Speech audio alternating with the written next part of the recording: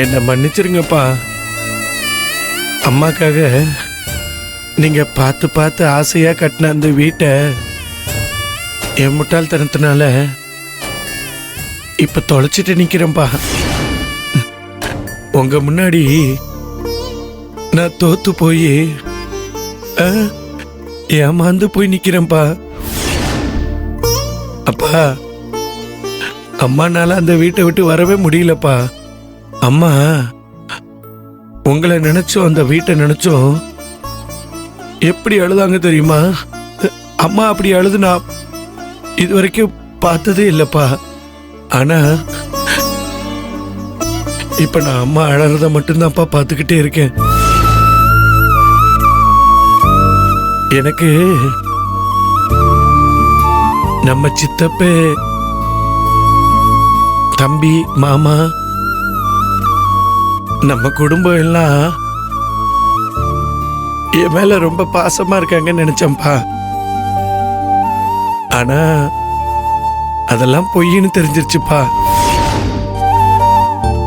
அவங்க என்ன இந்த அளவுக்கு ஏமாத்துவாங்க நான் எதிர்பார்க்கவே இல்லப்பா.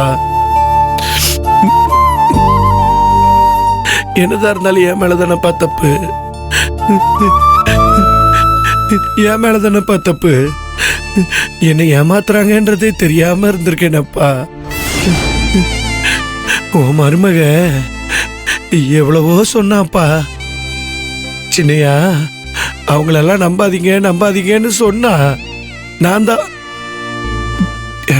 அவங்களாம் அப்படி இல்லை.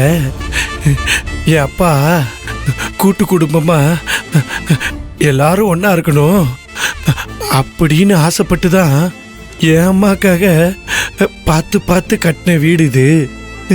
இந்த வீட்டில் இருக்க எல்லாரும் நல்லவங்க